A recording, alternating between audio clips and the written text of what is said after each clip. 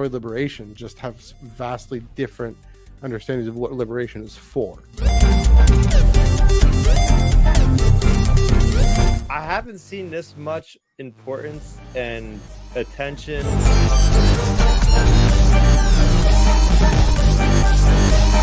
The story itself is a really wonderful, really great setup. Tractor beam has been engaged. Hello, everyone, and welcome to the Tractor Beam Comics Reviews, your one-stop shop for in-depth commentary and discussion on this week's Star Wars comics. One book this week, one book last week, but we're getting caught up. It is Wednesday, May 28th, 2025. It's the 22nd week of comics in 2025. Rolling right along. I'm Matthew, up in Underworld North. That's Chris, up in Underworld, New Jersey. And that's Joel, down in Underwood, Orange County. Chris, first off, how's it going? Well, I just realized that we are actually 2 years away from the release of Star Wars Starfighter. So with Ryan Gosling, here we go. There will be no more Star Wars stories between now and then. Just kidding. We got some that came out today. Got one that came out today, and then another came out last week. Resident sequelist, Mr. Joel Davis. How's it going, Joel? I guess I'm the one who's down under, not Hannah. So True. Good day there. There we go. My terrible Australian accent. No, I'm good. I'm having blast. I love doing the little dance every time you do the intro because it's got a nice little rhythm to it. Yes, I got this mug, this Octo mug. Oh, nice. Oh, that's perfect because we're going to Octo today. Yep. Oh, yeah. There we go. We're going to Octo tonight. There we go. I did not plan that. I promise. There we go. Yeah. So this week we're talking about Legacy Vader #4 and Rise of Skywalker #4. We got an all sequel era show, hence Joel coming right along. But first off, get the plugs out of the way before I forget. Follow us on Blue Sky at Iron Cannon. Blue Sky at Iron Cannon. Of course, also on the flagship at the SWU. That's on Twitter, Instagram, and Threads. Yeah, I believe so. Yeah, that's all over the place. And Blue Sky. Definitely check out Iron Cannon. Follow Chris, everything Chris is up to at Star Raptor. That's youtube.com/Star Raptor and twitter.com/Star Raptor at STARRAPTER. Check that out. We'll pick those up again on the flip side. If audio is more your speed, then right after we record, I will throw this up onto Spotify and Apple Podcasts. So just search Tractor Beam Comics Reviews on Spotify and Apple, and you will find us. Please let us know all that. So please do let us know. Last but certainly not least, we are proudly part of the Star Wars Underworld Podcast Network. Again, mentioned the flagship here on the Underworld YouTube channel. We got super chats, we got memberships. If you chat with us, and we already got a great comment here already, we'll get to it when we can along the way. But if you super chat us, I'll interrupt Chris mid-sentence to get to the question. I'll interrupt I'll interrupt myself mid-sentence to get to your comment. I get to talk. I'm just kidding. No. On Monday, I'll interrupt Joel mid-sentence. Yeah. That's what I said.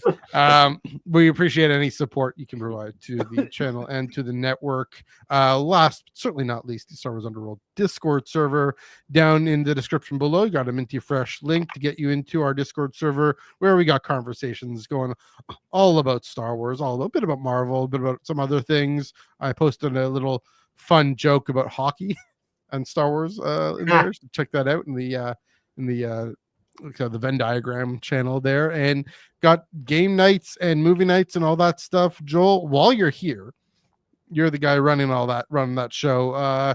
Let us know what's coming up down the pipe. We're still on the Fortnite train as long as the Star Wars stuff continues, and then probably once it's over, then we'll probably go to some movie nights and some stuff. But for right now, it's still game nights with Fortnite. Chris Abbott was there with us one night. No, wait. You tried to be. You tried. My computer decided it wanted to just not work, and then I had to download it on Xbox. So I'll be ready for the next one because I got it on Xbox. You can be part of our Mando squad. Oh, by the way, I also got the General Grievous skin, so I'm excited about that. Wait, both of them? No, just the regular Grievous. Me too. Okay, I got it as well. I'm psyched about that with the cape, with the Ultra Staff emoji, and the bike, and the bike is so cool. The bike? From Revenge of the Sith? Yeah. Like the you unicycle flying from space with it. That's I amazing. know. Okay. Yes, I it's gotta just watch that. Just to see. My Revenge of the Sith loving self has got to chime in on that. So, Oh, it's check that out. great. What And I time? got Palpatine's Revenge of the Sith outfit too. So, Nice. There you go. yep. So join us. We had lots of fun. Mhm. So keep an eye. What time is that going down? 6 p.m. Pacific time. 9 p.m. 9 p.m. Eastern. So basically, when we're doing this podcast. Yeah. But not Yeah. right when we do. So that's on Friday. Friday night. Because Yes. Wednesdays are for comics. Fridays are for video games. That's how the logic works. There we Exactly. go. Tuesdays are for novels. Speaking of which, just quick thought. This coming Tuesday, the grand finale of the High Republic. Charles, is that right? Is it this Tuesday? Is it this? No, it's Tuesday the 6th. Okay. 2 more weeks. Yeah, no, it's this Tuesday. It's next Tuesday. A week yesterday. Is it coming out on Audible the coming same out- day? Oh, thank Wait, better. June 3rd? June 6th. Is it coming out June 3rd? Maybe. I don't know. Well, I can check the calendar. I got a calendar. Definitely Here. not coming out. That's Let me check. Nope, Nope, June 17th. Why did I think Oh, June no. 10th, 3rd? Why did I think that, Matthew? You gave us Because the buzz scare. is all and the buzz and the what's it called? The excerpts out. That's why. well, That's you're why I'm bringing basically it up. caught up now. You got the Haunted Starlight, Almost. right? I'm almost caught up. So I got Haunted Starlight and then Valiant Vow. So it's good to know I have more time. I'm probably the- just gonna go Valve's good. straight to Yeah. Trial of the Jedi. Yeah. And maybe And then, retroactively go back. We'll get to this at the end. The latest Insider Short, issue 231, issue 232 is coming out. So keep an eye on that for the tractor beam. But yeah, that's it for plugs. So let's dive in. Before we go into the actual comics, I did have a thought from last week, your conversation on Keeve Trennis last week. You said, yeah, she's kind of not, I don't want to say faded into the background. Yeah. But she's got more sparse character moments, and it is odd given that this is the story about how she departs from the order. But thinking about it more, those character moments that we do get are really, they really pack a punch. They're really efficiently rich and deep. And the moment I'm thinking specifically in issue number 4 is when Lorna and Quinn and them are flying in, they take out the Nile pilot that was about to get one of Oberlin's partitions. Anyway, and everyone's cheering, and Lorna's cheering, and Oberlin's all grateful and everything. And Keeve goes, "We just killed somebody. Why are we cheering? Why are we happy that we just killed somebody?" And that to me, I mean, for someone 3 years into a war, and she's questioning the ease to which people are celebrating casualties, even enemy casualties, even this Nile Raider, who she shouldn't know, she doesn't know, she's being told not to care about, really, even though as a Jedi she should care about all life. And I thought, as not as a Jedi, as someone who's seeking to follow the light side, is to care about all life, regardless of who they are. And she brings out that sensitivity in the face of everyone else being all great, we killed this enemy. And so I think Haven's still laying down this sense of deep dissatisfaction with even where the Jedi Order is at this point, not where they are in 200 years, but where they are at this point, or 208 years or whatever it is, 220 years when they fall in Order 66. But at this point, I guess we're 197 years out from the Phantom Menace, and we're already seeing someone who's saying this war has turned the Order into a hardened shell. Yeah. We're really wearing armor. We'll see the armor in June 17th. We're going to read about it. But yeah, the Keeve just doesn't want anything to do with anything that can celebrate death in any way. And that breaking point is coming up. It does maybe represents a bit of rigidity on her part, but that potentially, given the situation that's at hand. But that being said, you can be someone who goes into war. There's deep traditions about people who go into war and still have a respect for life and say, oh, it's necessary evil that we may have to undertake. as a kind of pacifist, I'm not even sure about that, but there may be some rare occurrences where they do need to go take action. But yeah, Kevin definitely seeding this in. We know where this is going. We just don't know when we'll see it. So that was my thought about Kyiv. We're getting short moments, but deep moments that pack a punch. So Chris, I don't know what you might think about that one. Yeah, it makes a lot of sense. They're trying to make this beeline. At the same time, they're trying to flesh out Keith Travis as a very important part of the story that is still revolving around Hatar and her machinations with Baron Bulan's device of the fear generator machine. So you have a lot of like meta, or not meta, but like macro storytelling where it's like, okay, we have to tell this story, Fear of the Jedi. It's 5-issue comics. To figure out what's also happening on Naboo, what's also happening on Eriadu. Plus, we have to also flesh out Keith Trennis. Like, technically, this probably could have been like a 10-issue miniseries, but they also want to tie everything. Yeah, they want to tie everything neatly into right before Trials of the Jedi hits bookshelves. So, we're still getting those impactful moments. I just feel like maybe we'll get a novel about Keith Trennis, like after the events of when the High Republic is over the next day, that maybe give it like a month for people to read it. Yeah. And they'll say, oh, continue the adventures in a Keith Trennis trilogy of books or something. That'd be amazing. Joel, I suggested that too. Yeah. If you have any thoughts, I mean, you've heard me go on about Keith a lot, so. I mean, is this the story of how she leaves, or I've sort of we talked about this before many a time of like, is it going to happen in Trials of the Jedi? Is it an after story that we don't know exists yet? I'm just generally curious. I have not been reading the comic, so I don't. But I'm just curious. I mean, all we know is that Kevin, he's in Skywalker Ranch. He's getting imposter syndrome, which is wild to think. One of the best getting an imposter syndrome here. This is what, 2019 or whenever it is.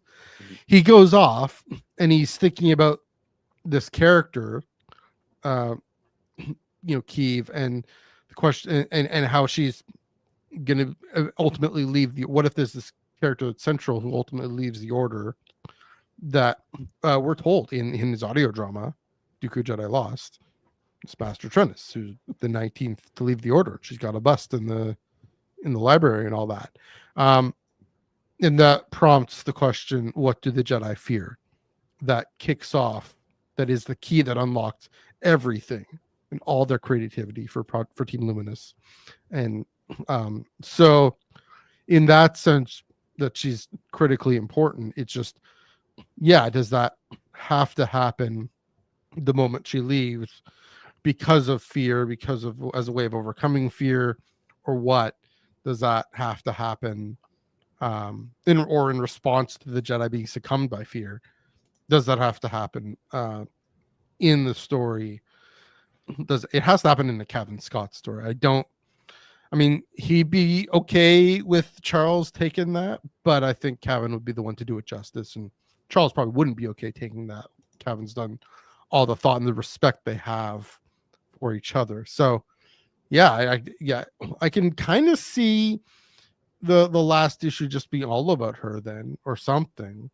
But maybe it is further on. Maybe it is in that one shot, like the finale or something that Kevin's writing too. I forgot about that. Or something. That's a good point. So it's a great question. One of those fun things to look back upon when it's all over and like really kind of like see like, oh, this is what it was all for. So. We're gonna get the big reveal in that final comic issue. It says, there was a Sith named Tarth Plagueis with Markion Row the entire time. There we go. So my gosh, mind blown. Please no. Actually, I don't want that. I want Plagueis to like comment on the events. I just don't want him to be like. I'd rather have just be like, oh wow, that was interesting. Well, back to Sith stuff. Well, that was not. That was. I go back. I know we're having an aside here, but I go back to those initial videos of Skywalker Ranch with that whiteboard of saying Sith clearly on that thing. I'm like, where have the Sith been? Like I really do want that breadcrumb. I'll say that. Maybe not directly, but have somebody on the outskirts going Yeah. as an epilogue, so to speak. Like, oh, and now the next Maybe. trilogy of books will be on Plagueis, because now that we don't have Acolyte, we'll have Yeah. canonical Plagueis Sith books or something. I'll say this: the amount of Sith we got into the light, that's the perfect amount of Sith I want in High Republic. I just want their like ancient lore, right? We got them in what Fear of the Jedi, not Fear, Tears of Echoes of Here's Fear, Nameless, I think. Tears of Nameless, or Echoes Yeah, of yeah, yeah. Fear, or in some Sure. other Quest of the Jedi. I think we got them in that. So Yeah. just like ancient lore, different things. I don't know. I don't know if I like an epilogue, like the one I'm thinking in the Living Force. You know, Palpatine showing up in the Living Force. Spoiler Oh, alert. at the end? Yeah, How cool was that that? was part? cool. That worked. That was good. Because that's Didn't Maul show up or something? Yeah. maybe did. yeah. Yeah, you did. Maul showed up Yeah, like yeah, he was yeah, gonna yeah. assassinate somebody. Yeah. You tying up So- loose ends. So that's good. Just again, using the Sith in that. Speaking of Sith, I know a story where we see Sith, sort of. It's in Legacy of Vader number 4. I think we should dive into that. Yes, keep it locked on everything with Fear of the Jedi, including next week. We'll keep it going. But yes, let's dive into the comic books that came out last week and this week. Just because we want to keep this ongoing. Legacy Vader number 4. This is written, of course, by Charles Soule, art by Stefano Raffaele, colors by Nolan Woodard. Sorry, letters by VC's Joe Caramagna, and cover by Derek Chu. Kylo Ren explores Anakin and Padme's past on Naboo. Kylo and Vane journey to the home planet of Kylo's grandmother, Padme Amidala, to learn more of Vader's secrets. Kylo must battle against Storg Varuna and his raiders. And who will rule Naboo when all is said and done? I'll give my kind of opening thoughts here, Yeah. and then Joel, I'll turn to you for your all your thoughts. This one again, the beauty of this book is the way it can bridge prequel trilogy and sequel trilogy, and so what we have, of course, like the description says, And High Kylo- Republic. and High Republic, little High Republic things. Yeah, I'm sure. Yeah, there's a bit of mention there. Sandeca, The Marlo. Sandecas, yeah, that's right. But primarily, of course, prequels. I mean, going back to Vane talking about Padme. Go to Naboo. You going to Naboo at all? Anything about Naboo is a prequel stream. So I'm here for that. But it's Kylo Ren in this era, and he's gone back to Naboo, and it turns out they did great under the Empire, being the home planet of Uncle Sheev, and then things are rough, and a lot of factions and backbiting, and the luster of what once was is clearly worn off, and Kylo Ren tells Vanna, you want to show me that the galaxy is full of rot? Well, I know that already, but it was kind of shocking to see Naboo in this condition. And then, it takes him to none other than the lake house, where we see an Attack of the Clones, where Anakin and Padme have he plays with the fruit, and then they have the fire scene, and kind of around where they show the traipsing in the forest, in the fields there, and just all the moment. And Vene says, this is where Vader fell in love. Interesting saying Vader fell in love. Doesn't want to say Anakin, although we're seeing Anakin. It's where Vader fell in love. And what's really striking is to remember that Padme's presence endures through the original trilogy. Yeah, she kind of endures whenever we see Bail and Mom Mothma, and I mean, we don't say Bail in the original trilogy, but in original trilogy content in Andor, and Alexander Freed did a great job of getting that in mind. But Vader primarily Padme primarily lives on in her absence from Vader, in her absence from Vader's life. This line Vene says that once he had her, he couldn't let her go. So that also then brings in stories from the original trilogy era, specifically, of course, Charles's own comic. The reference to building the castle so that he could bring her back. Brilliant. Also, wild, weird reference to Greg Pak's comic, right? I think that's what that whole montage is referring to, the weird, different kind of art. Like Stefano just changes gears. I thought it was a different artist, frankly, at first. It's just all the same artist. Never seen this kind of style just switch into this. Yeah. Well, where we have seen it actually is in what's the not is it not Vader Down? Vader, red, Visions? white, and blue. No, not red. Vader, red, black, Dark and red. Visions. Dark Visions. Yeah, it was that kind of thing Yeah. where the folks on Naboo are Oh, looking back and saying, yeah, this Mhm. Dark Lord came and cursed this place because he tried to get rid of Padme, or Padme's memory, I should say. I mean, and we see that in Greg Pak's comic where he goes to Naboo and tries to, so definitely carrying on that legacy and that story. One last thing I'll say is really intriguing to see. There's a lot of exposition in these comics, a lot of Oh yeah. Vane talking to Kylo about Vader, and that is a really tough balance to track. And it might be a hair too much. I don't know, because it's hard. 'Cause I Yeah. mean, I love the exposition. I love everything about Anakin and Vader, obviously. sorry about that. You know, it's I love that stuff. Then there's, it does jump into this action. I guess it's hard because what else could there be but dialogue, exposition about Vader, and then Kylo Ren kicking some Naboo butt, but that, I guess it's this balance that Charles has to walk, and he's doing a great job of it, just making the dialogue interesting and intriguing. I want to see maybe in the next issue what Kylo Ren does with what Vanessa told him. This thing of you need to fall in love. Well, Kylo's all, I need to fall in love in order to follow my grandfather. No, you need to actually lose love. And he flashes to the scene on the throne room with Rey, and so Reylos rejoice. But I don't know. I don't know if that's really what. I'm not much of a Reylo myself, so I don't know. I wonder what kind of lesson he's going to take from that, other than saying he's just commandeering Naboo and wanting to pull a Palpatine of saying, I want to destroy this planet. And little does he know, as we will see in Skywalker, Palpatine is already building the capacity to destroy a planet. But at this point, he doesn't know that. But he wants to. He pulls a here's ding ding Star Trek reference here. He pulls an Empress Hoshisato, where he shows up with the ship and to a planet and just declares himself emperor. This is the king of the king. I'm your king now. Okay.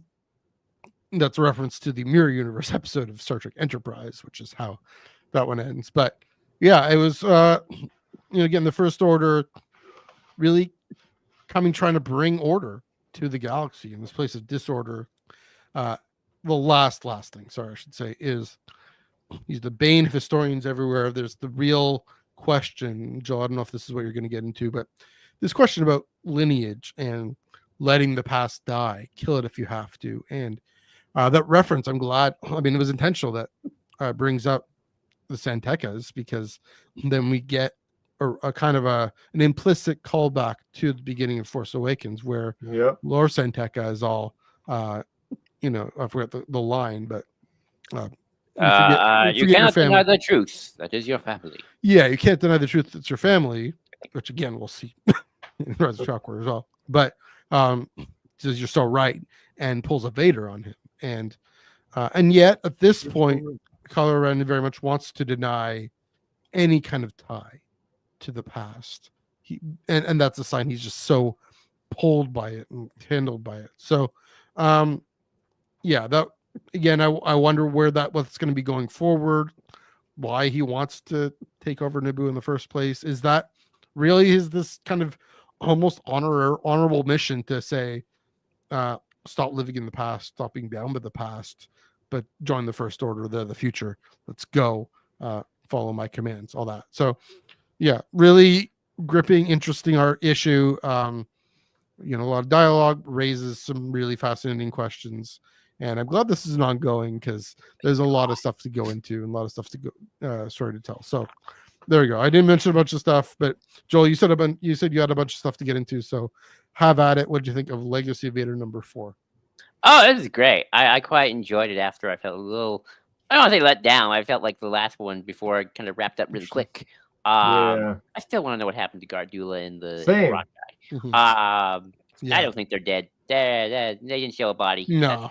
That's my rule of storytelling 101. Mhm. Anyway, really interesting that it starts with Kylo Ren just going, "Hey, Hux, can we destroy planets?" Yeah. Yeah. And Hux is like, Oh my God. maybe we can. I don't know. And then they go Naboo. By the way, the history of Naboo really interesting.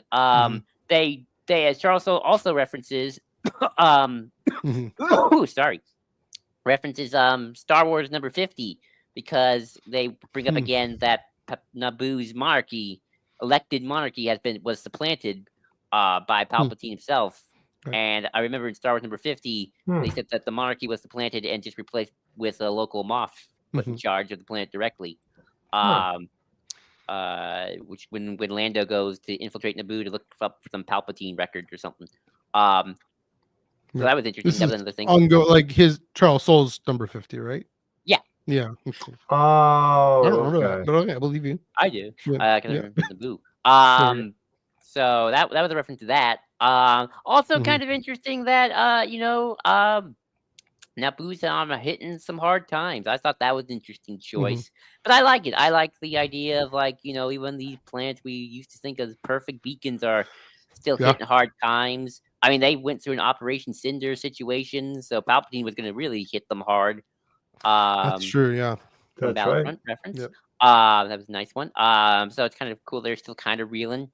Kind of interesting, kind of seeing the balance of power in the galaxy has sort of very much shifted over the decades, as you think it would. That I like that. Obviously, the Santeca thing, I really like that as well. Oh, the Varuna callback, Plagueis reference, King Varuna. I didn't get that reference. Oh yeah, King Varuna was in Legends. King Varuna was the king of Naboo before Padme, who Palpatine supported, and then Plagueis killed. Wow.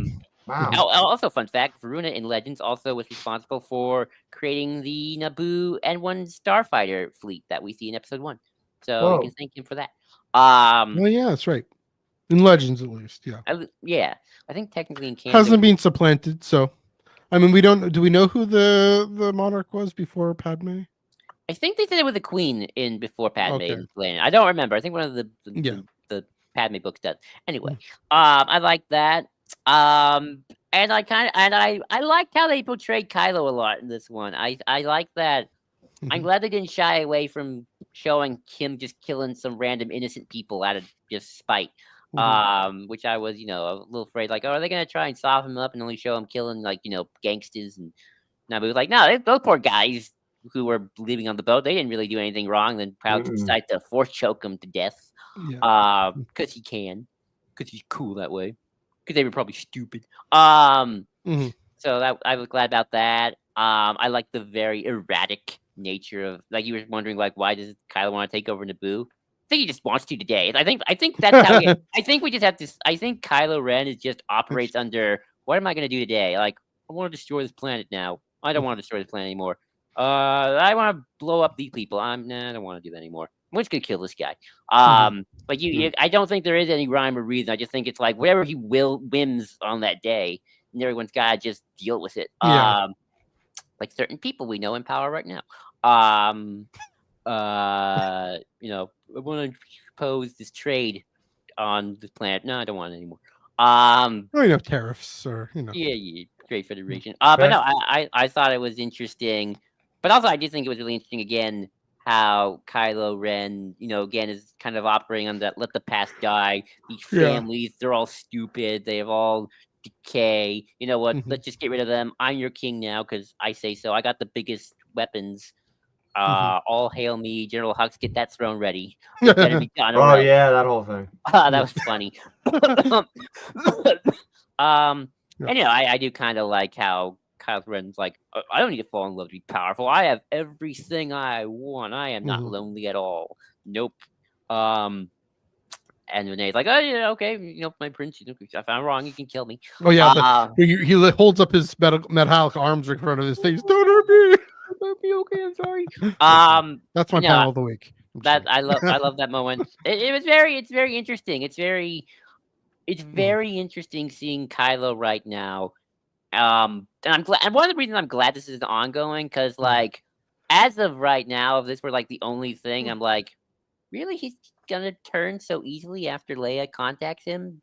Okay, I mean, right now he's sort of all over the place, but thankfully it's an ongoing, so they got lots of time to get all of Kylo the rationality out of the way. Hopefully, transition to closer to Rise of Skywalker, but we're still in Last Jedi territory. We're like probably like what a week out, probably, maybe even less. I don't know. But no, I like that, and I did really like the Greg Pak reference to the Vader comic with the legend and how Vader's like this monstrous shadow creature. Very cool. But yeah, overall, really good start to the new arc. I'm excited. I'm curious to see how the Naboo defend themselves this time around, and kind of what forces do they have, and like I'll be kind of curious to see like, is the First Order as strong as we think they are? I mean, they definitely can do some damage. They can definitely hurt, but like, are they strong enough to pull off a long-term occupation? I mean, clearly we know no.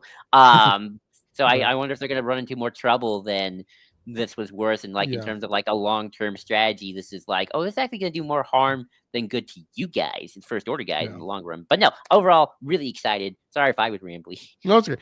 I mean, I ramble too. I think one of the things to say is this whole, what I'm curious about is Kylo's so hard on this lineage kinship ties organization. What I'm trying to say is just how strong those kinship ties are on Naboo. The families, the heritage of families that goes all the way back to the first settlers, the first human settlers. We have a nice little shot of Onogunga. Sentekas and the Palpatines, they all suck. Well, by the way, sorry, one more thing, and then I love like when he's talking about Palpatine's irrelevant. He's dead. No one cares about him anymore. Wink, wink. Yeah. That's true. Yeah. Well, I mean, Charles loves playing with the whole Palpatine returning thing. Wouldn't. Definitely loves playing with that. But I mean, like in Rise of Kylo Ren, right? The last panel, it's Palpatine smirking, right? Right. What I'm curious to see is if that kind of strength of those kinship ties, strength of those family ties, of lineage, and how devoted everyone is. Like these plebeians, these peasants, or whatever. Like lineage matters. Come on.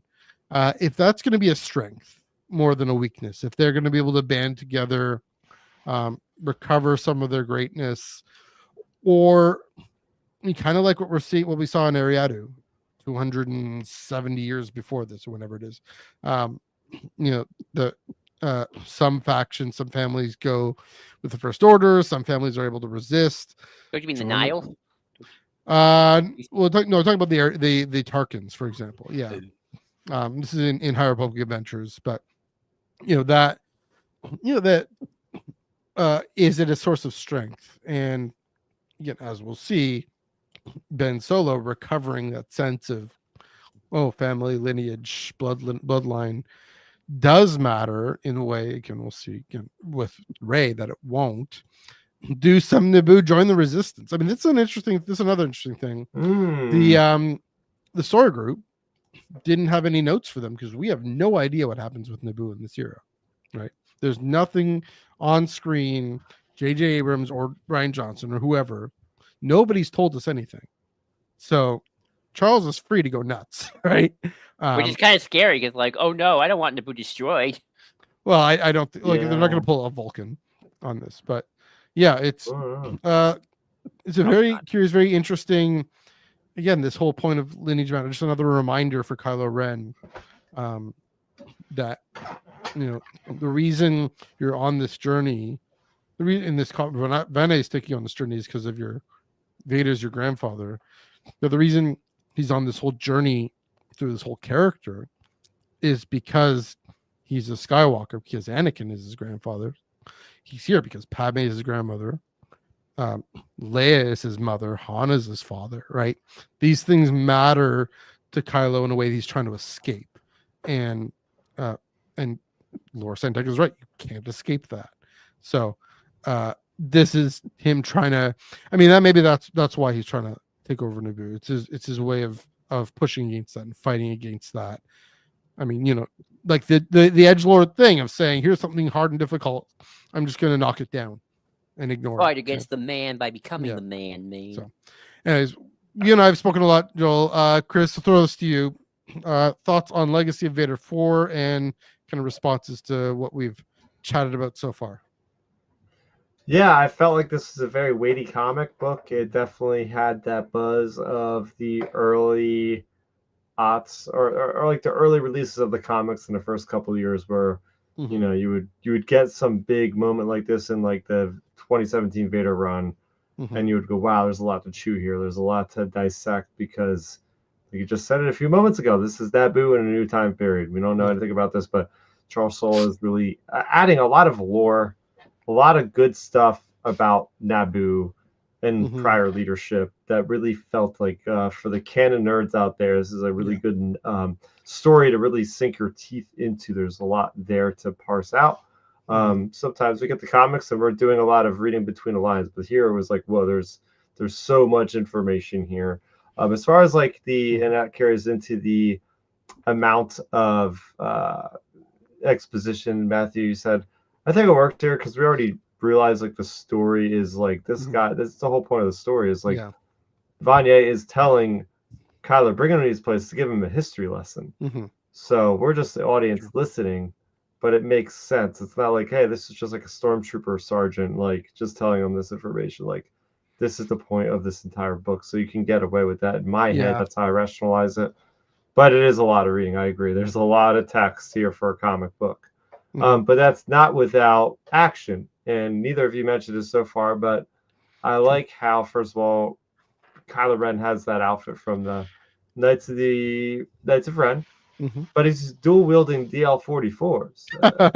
That to me was just so sick. Like, just like there you go. That's like his father's favorite weapon.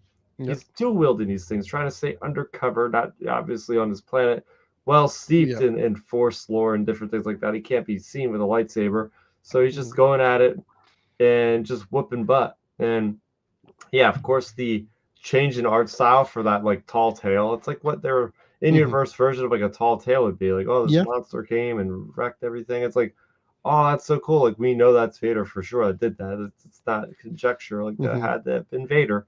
So we're getting a lot of that as well.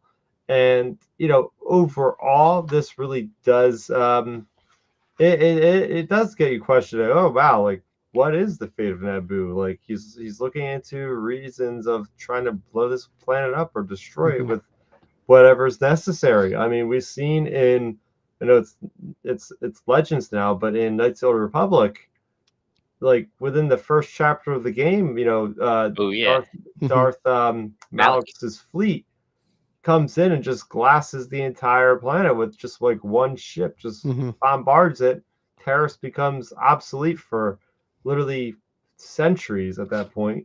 So what's not to say that could happen? I don't know if the story group wants them to go that far into comics, but they should be allowed to if he has a good reasoning. Let him do it. They don't have to keep going back to Naboo all the time. Let it just be a desolate wasteland now. Just say, hey, something happened with the First Order here. Boom. That's what happens. Just very dystopian, kind of crumbled edifice of former glory. That'd be sad. I hope not.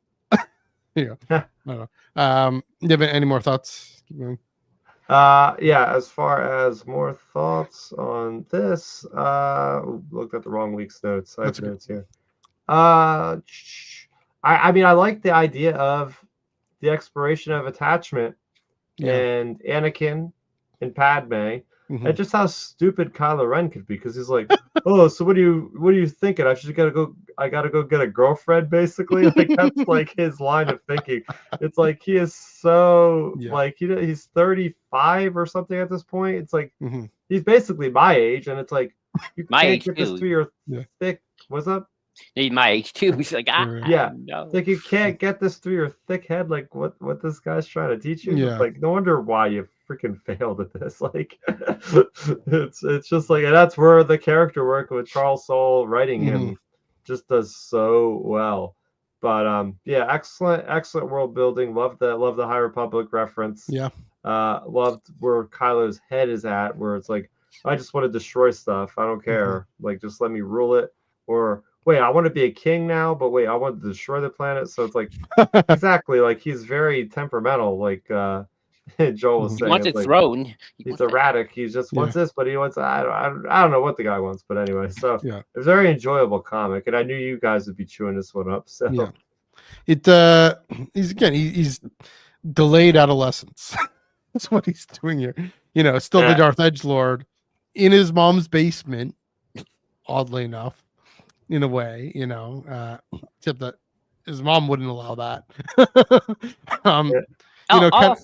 And just saying, again, being the Darth Edgelord, it does the flashback, like you mentioned, the kind of the tall tale, if you will. I mean, we have the dark visions here. This is oddly enough. This is a deep cut for, at least for canon. Made me think of in the Kieran Gillen's 2015 run. In issue number 25, there's this thing about how Vader goes back to, it's a coda or something, how Vader goes back to Tatooine, to the Tusken camp. Yeah. That's a good one. And slaughters them again, and more enjoys it. But then what we discover there is that they've held on to this great fear of Vader to the point where they're sacrificing one of the raiders to this giant effigy, kind of in worship of Vader. It's like there's this. I mean that's an interesting. I wonder if they're going to kind of explore that more in this comic, or just that's such a weird, wild concept that Vader is so mysterious and dark and sinister that he leaves this impact in the lore, almost like speaking of legends, like the Roof's people, when Leia shows up and they call her Lady Vader. Nogri.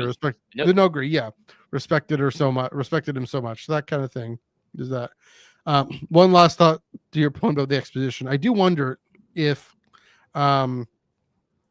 if that's more just for the early part of this. That's what I was thinking too. That he's just setting a lot of stuff up. Like, we're probably going to leave Vane behind, or who knows what's going to happen.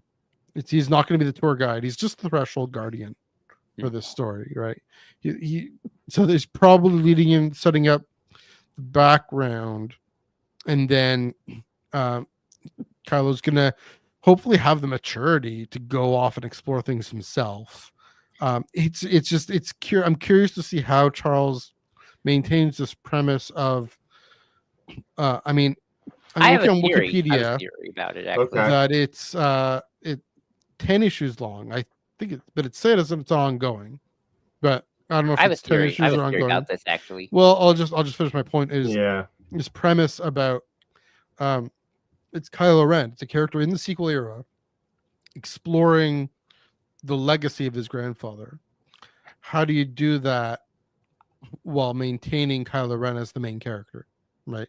Because otherwise it's Vane telling stories about Vader being the main character, and that's not compelling. That's not meaningful. So I think it's the real story is. Oh, I'll eat it up, but knowing objectively, story writing, it's what does Kylo Ren do for himself with the knowledge that this is his legacy and this is the kind of the standard that he's trying to live up to.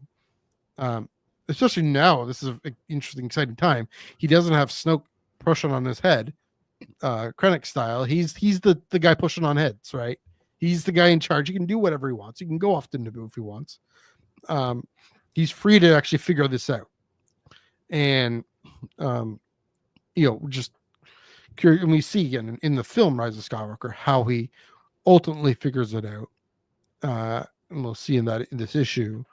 But yeah, be curious to just know what Charles is planning here. I have a What's theory he on going that. for? That's And my so, theory. Joel, what's your theory? What's the theory? Where do you think this Okay, is so going to first go? off, the first theory revolves one thing. You guys have seen the comic for Celebration panel, right? You know what's coming up for this comic. Yep. A little bit. It revolves around a forget. Jedi. No, I'm talking about the Knight of Ren coming up. Oh yeah. Oh. No, sorry. Okay, There's so- a new Knight of Ren coming. Yeah, that's Oh, right. Okay. that's right. Yep. Okay, so Yeah. this is a bit of a weird theory, but I just thought of it now. Okay, Sure. so you know how Kylo kind of stupidly, as Chris said, like, I think I need a girlfriend to be powerful. Yeah. That new Knight of Ren looks like a girl, or female of the female gender. Do you think they're gonna do like a dark, maybe like one-sided romance thing, and then Kylo's like, oh, maybe this is not a good idea, and like kind of take that, like a female Knight of Ren who's probably more evil than Kylo to some extent, which is kind of weirdly enough like later draft Duel of the Fates based, but that's a whole other It's story. interesting. And like Kylo kind of thinks, well, if I can just put my feelings of Rey to her, who's already on the dark side, maybe then I'll get more powerful, and then stupidly realizes actually no, this is not a good idea. Back to Rey. Yeah, the and- Reylos would love that. and then it's sort of like, and then this Knight of Ren either dies or hopefully I don't want to be its fridge, but kind of goes off and do like future stories, maybe, I don't know. And then Kylo can kind of then have like a little moment of like, wow, I met like a female version of me. That's not good. That's kind of like my weird theory of it. Also about the pacing. This does seem like a two-parter in terms of like if it's like an arc. Yeah, my guess definitely. is like gets all the exposition out of the way, we set it up, and then next issue probably gonna be a little bit more action heavy and show the battle of Naboo, the new battle of Naboo, and how is he gonna spin? Is that gonna be a good trick? I hope so. That'd be awesome. Oh He's my done in gosh. Last Jedi. Yeah, I think. that's So creative. So we'll see the battle and however that goes down, and then either Kylo destroys Naboo, or just gets bored, and goes on and does the next thing. I do agree. I do think Vinay has to leave eventually. I think we can't have every arc be just let's go to this planet now. Yeah. Tour guide. Too formulaic. Right, it'll get boring really quick. But that's kind of my weird theory about like how the female Knight of Ren can play into it. I could be totally wrong, and that's just something else entirely. It's possible. I mean, given that this is being seeded in here, this whole flashback to Rey. I mean, if anything, that experience will turn him to Rey because say, oh, I don't want that, but maybe he kind of has a way of activating it. I don't know, Chris. What do you think? Sorry. About the whole theory. Yeah, about the theory and about the pacing and all that. I do agree. This does going back. It does feel more like a 10-issue series to me. And the exposition dialogue in the 2-issue arc. I mean, I think this is still arc 1, isn't it? Yeah, a little bit. From but what I heard, this is a 6-issue arc. Sure, but in terms of be... like the Naboo portion of it. Oh, okay. Yeah. Well, yeah. I mean, there's gonna have to be action next issue.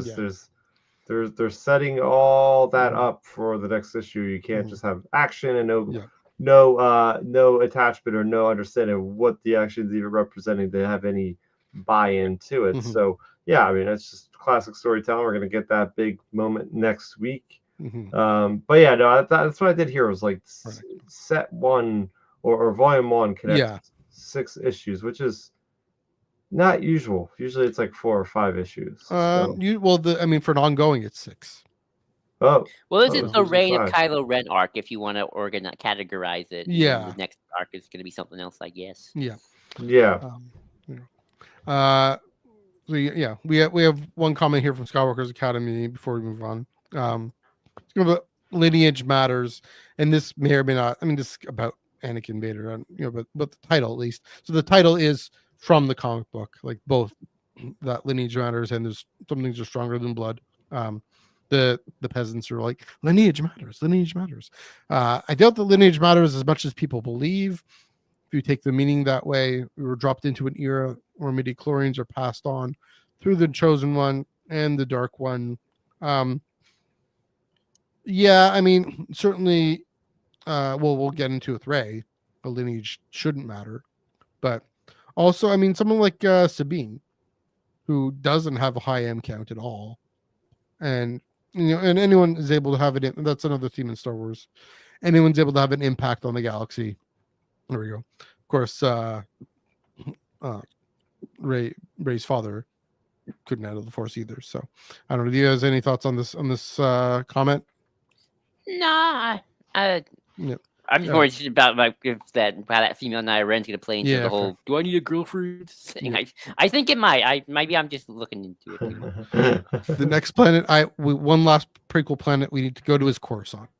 Oh yeah. We didn't get it in oh Duel of the man. Fates, and so Charles is free to go to Coruscant, where Anakin falls to the dark side, where Vader gets the mask, all that stuff. Oh my gosh. can you Everything imagine? happens where Vader, of course. No, I guess that was on the Death Star, but yeah, I mean, yeah, where Anakin grew up, where he well, not grew up, but like when after he where Luke and Leia were conceived.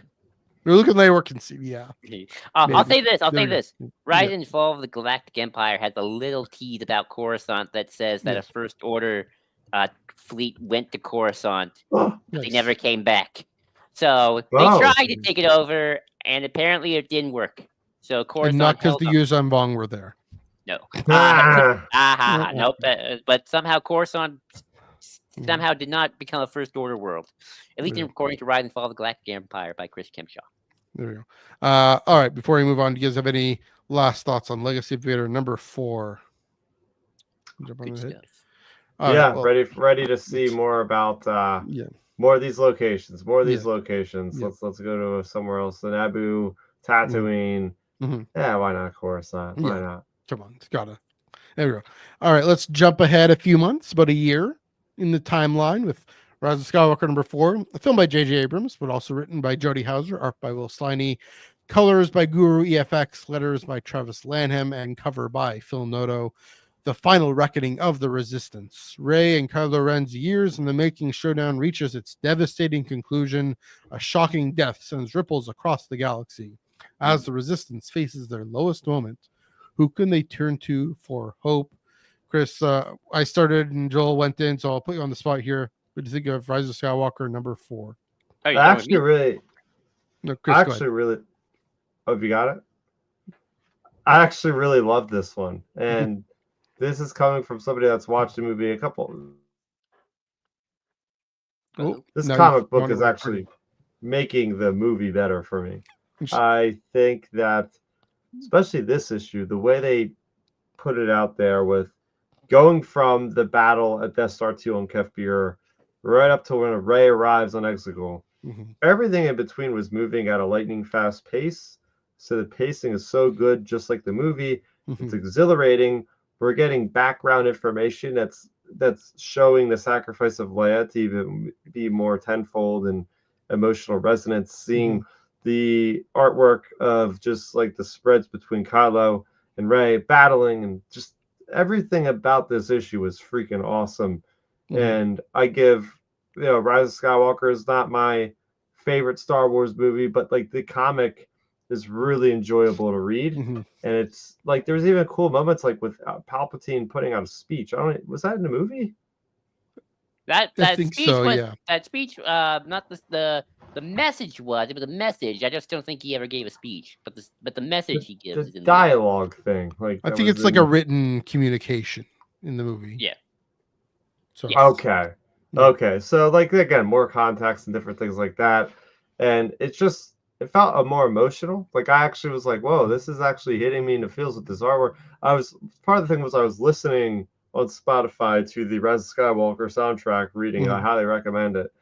Reading along with that, and it was like, whoa, this is really cinematic. Like reading this, listening to the music, seeing the stuff with Kylo getting sad. I was like, kind of felt bad for him. I'm like, oh shoot, like the whole thing with his mother.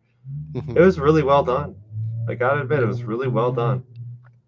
Yeah, I definitely the bit on Kef Bir and with with Leia, that was very moving. Leia and Maz Kanata having that dialogue, which I think some is from the movie, some might be new. You I definitely, think it's new. It's new. yeah, it felt richer, like that she wants to spend her last moments trying to reach out to her son. Right. I made the joke about him living in his mom's basement, but no, she wants to actually reach out to him, and she knows her end is near, and that she cares about lineage. She cares about this human that as we saw with Alex Segura, was born in her. She and she raised him. She cares about him to the end, and is trying to reach out. And it did make me think, of course, if Carrie Fisher had lived, it would have been her on that bridge there. It would have been maybe a Force Ghost or something. I think she would have lived. I think she. Or maybe she would have lived or something, some presence in that dialogue. But it really made her feel like she was really more present in the story than the film could have, and than the film did. I gotta say the bit about it was actually, I found the pacing just maybe too fast and confusing. I don't know.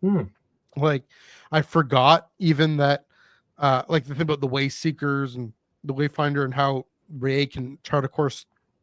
Oh, that was true. Yeah, that's true. I mean, I had to think, oh, wait a minute. I had to remember, wait a minute, she must have gotten the wayfinder from Kylo Ren ship, put it onto Luke's X-Wing. That we don't even really, do we even see that in the movie? That to just put that together. We see that in the movie. We see her go into the ship and get it out.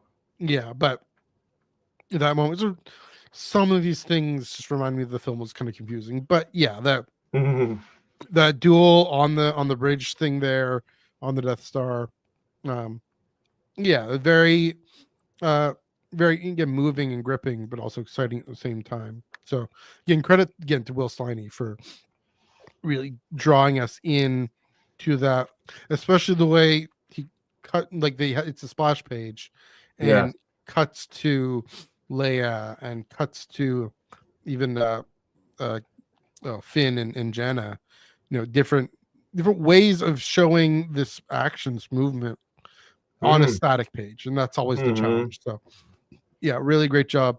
Joel, throws to you. What do you think of Rise of Skywalker number 4?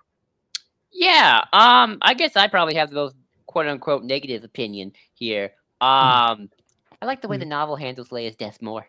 I like the novelization just better in general. I still say the novelization is the best adaptation of the story. Don't get me wrong, this comic's really good. I mean, granted the bar is kind of low because of just terrible adaptations of the shows. So we starting at a low bar, so it's like you're starting at 0, and this is definitely like an 8. It's still really good though. I love the art. I love some of the other stuff too. Like I shared with you last week's thing that I really liked about last issues. But no, overall, I liked it. I definitely like some of the new dialogue added to it. Again, I like Leia's death in the book more because it really goes into her thoughts about not just her obviously reaching out to Kylo or to Ben, but also like kind of what her goals and plans are for everyone else. Like there's a whole, I'm turning this into a book novelization. I'll make it quick. There's a whole thing of like Leia in the novel. She wants Poe to inherit her legacy as leader of the Resistance and kind of take on the political stuff. She wants Rey to be the Skywalker, take on Luke's kind of Jedi thing. And she's really hoping that Ben embraces the Solo of it all, which I've always said before.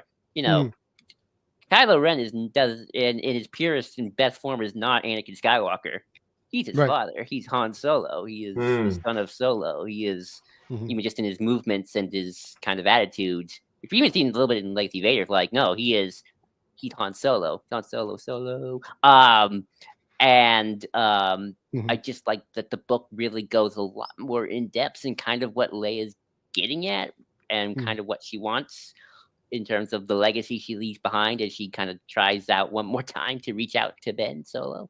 But no, I mean the art is really good.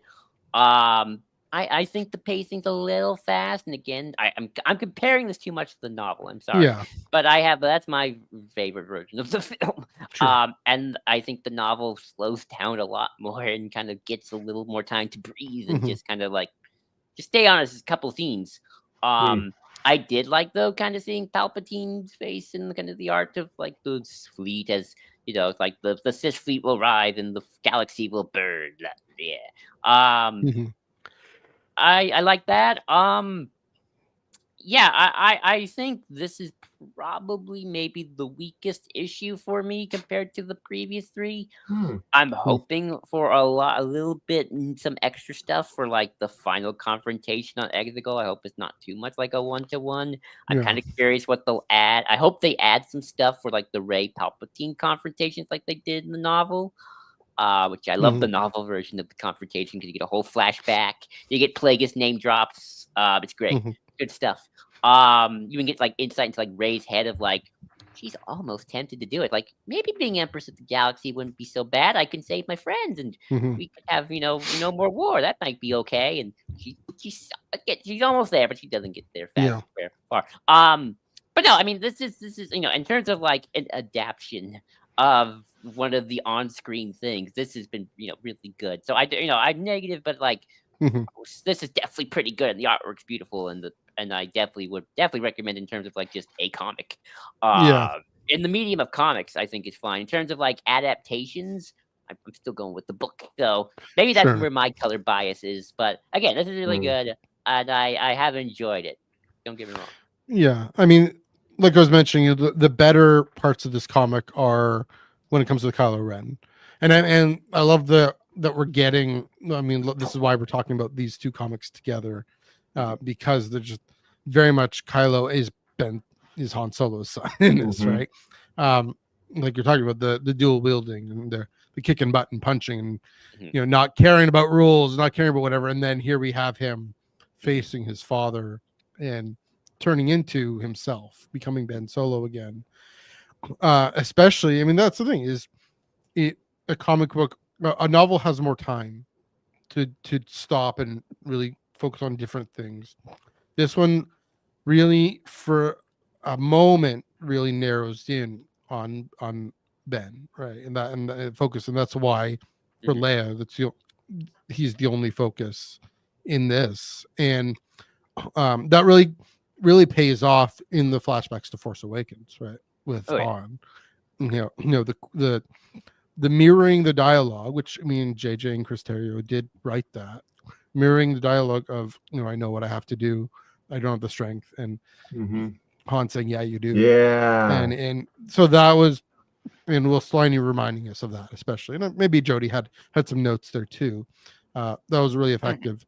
The issue with this is then it jumps back into Octo with Rey and the whole that part was too quick for me, especially yeah. to the So yeah, that's what I'm getting at is, first of all, that moment needs a lot more extra stuff because which the novel it has. needs to deal with how it's dealing with Last Jedi, right? It needs to deal with how it's dealing with the saber chuck, which I loved, and how it's responding to that. There's some implicit stuff, confronting fear. I kind of wish, we say this a lot, but I kind of wish this was a 6-issue run, or maybe even 7, because make it they 10. or 7 or 8, because they got the entire third act basically to deal with in this last issue. True. Which makes sense if in proportions, but that's gonna, you want to talk about fast, like how are they going to tell all of this in one issue? I don't know. I kind of wish this issue could be entirely about Ben, and then next issue would be entirely about Rey, and then maybe 2 more issues doing the third act. No, that'll never happen. I mean, no, I know, but I'm saying I wish they had plotted that out. That would have made more sense to me. But I think it's just the medium, man. They want to just leave all the existential kind of really deep stuff into the novel. This is what they're doing in the comic, is mainly for the visuals for the most part. They don't want something but there is there's existential stuff and there's visual stuff in this I'll say issue this. I'll say with this Ben. as another example. Just to show that this is not the. I Yeah. have read the Revenge of the Sith novel and the comic. Yeah. I love the novel. I mean, Yeah. the novel's almost a different story, almost a completely different story in some ways. The comic's fine. It's not terrible. It's definitely not the Mando and Ahsoka stuff. Right. But it's also it's definitely a very condensed version of the movie in a lot of ways, where the novel is a lot more fleshed out, and even more fleshed out than maybe in the movie to some extent. But so I definitely agree with Chris. It's definitely the medium here that's kind of, and again, I think that's maybe unfair because I'm judging it based off my experience with the Rise of Skywalker novel, which I love. And again, you really need to read that, Matthew. I think you will have a fuller experience. I have it on Kindle. If you by Ray Carson, novel. right? Yeah, by Ray Carson. And again, as a comic, again, I do think it's good. I do think, but again, I do kind of agree it's the medium. It's like, I think the movie is both too big, and this condenses it even just maybe a little too much and the movie's already trying to condense a lot. Yeah. So, yeah, I mean, Chris, I get your point. I mean, visual action, but we just saw Charles Soule have Vane take him on a tour of Naboo, right? Doing the deep existential stuff. Yeah, well, I think it's also the movie. Yeah. Well, that's my Rise point. of Skywalker, they've been staying far away from sequel stuff until recently. And they had this on the back burner and are like, let's just get this out. Like, we don't want to dwell on this too much. Just throw this out there. People that really like the film will buy it. If it was like 8 issues long, I don't know if they would have a lot of retention on people buying those issues, because it is one of, no offense, Joel, but I think with you guys, most Star Wars fans, it's like probably on the lower end of their Star Wars movies. So it might be a bit of an ask to get them to do 8 issues of this one and of all of them. They could have gotten away with that with Force Awakens. Actually, I think Force Awakens was 7 issues, I think. I wonder how the other ones were. It was like pretty long. I thought Rogue One was quite a bit too. Or no, Last Jedi was. Last Jedi was 6. I didn't read either. I haven't read any of them, so. I'll look them up while you guys talk. Last Jedi, see, Rogue One was also 6. Okay. But this is only 5. Yeah. So, yeah, Chris, I do get your point. I mean, they're just getting it out the door. I think it's also for variant covers, and so what we're saying is, it's hard for it to escape the same problems that the Disney Plus adaptations have. And that's my point, is I want them to escape that. I want them to really add stuff. But they are adding stuff. They are adding stuff. It's not like they're not adding anything. The stuff they're adding is Sonata and the Rose Tico stuff is good enough. Yeah, I wanted them to add more stuff, right? I want them to add. I want to add, like.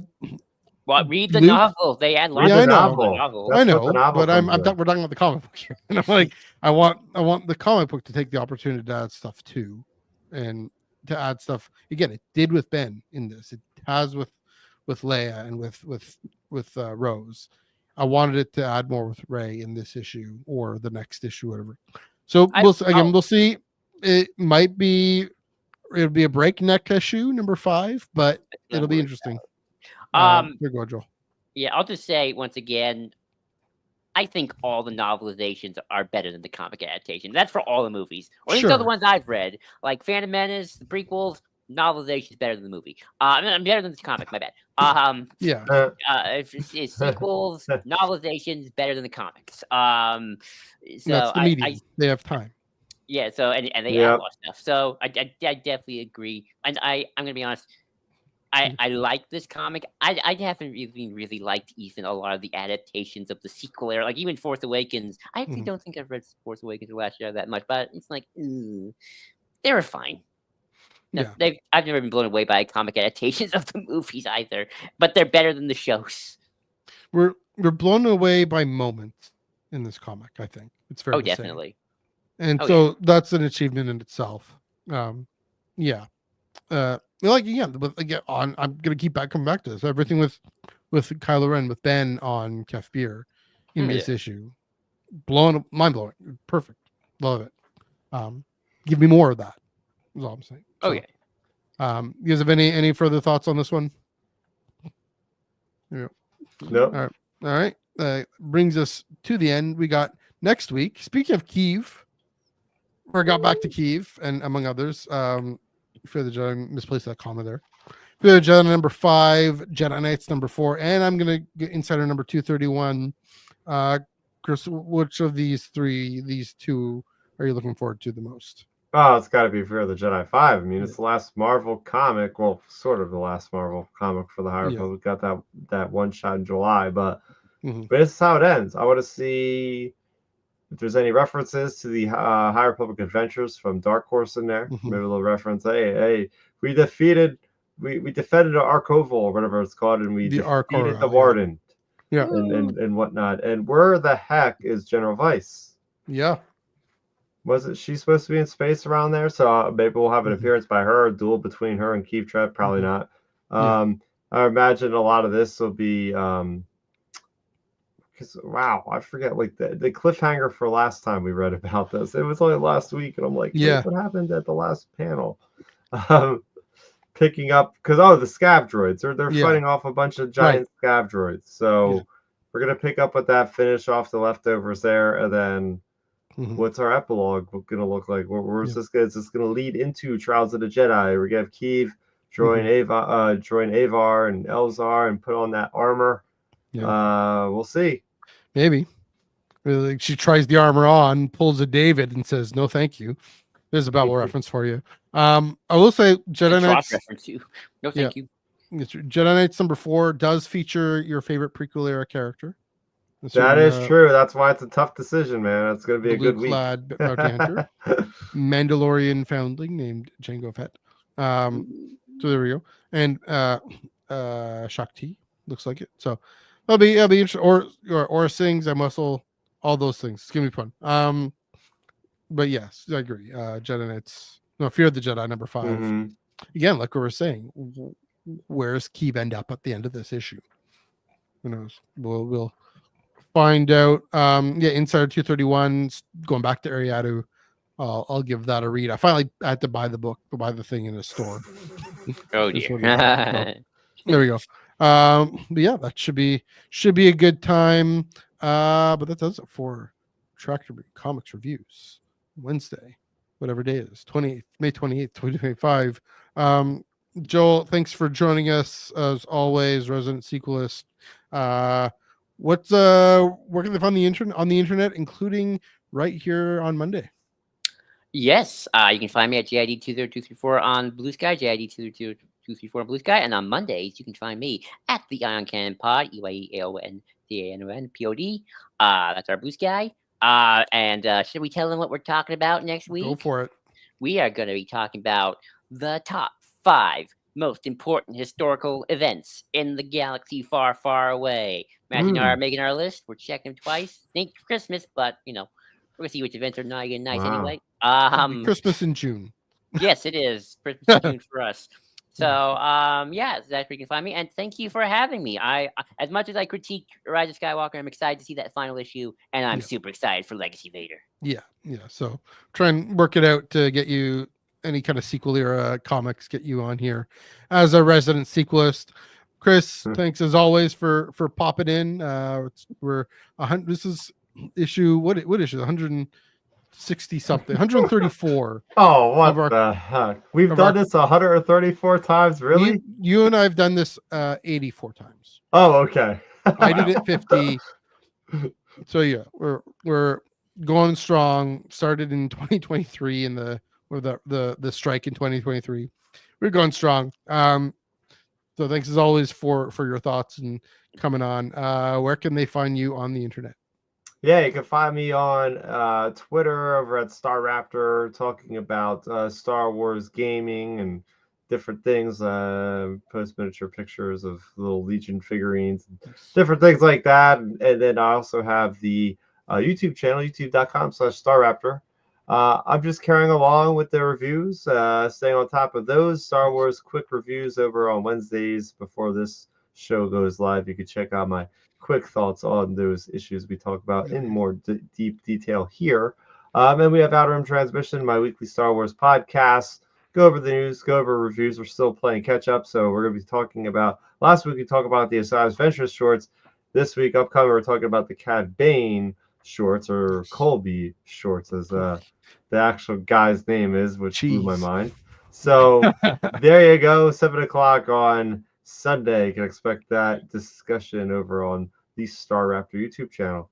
Nice. Yeah, definitely go check out all those end of the week, around the week there. Yeah, looking forward to doing my list and checking it twice as well on Monday. You can follow me, my personal Instagram, MNAUG1138.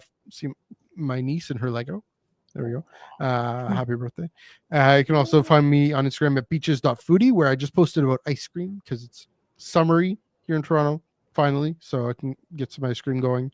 And then Twitter, Twitter, NEUG485, also in Threads and Blue Sky, MNEUG1138, and again, on Canon Podcast right here on the Underworld channel, 8:30 p.m. Eastern, 5:30 p.m. Pacific. And then right next week, we got the Tractor Comics reviews, Fear of the Jedi #5, Jedi Knights #4, and Insider #2, from issue 2, a short story from issue 231.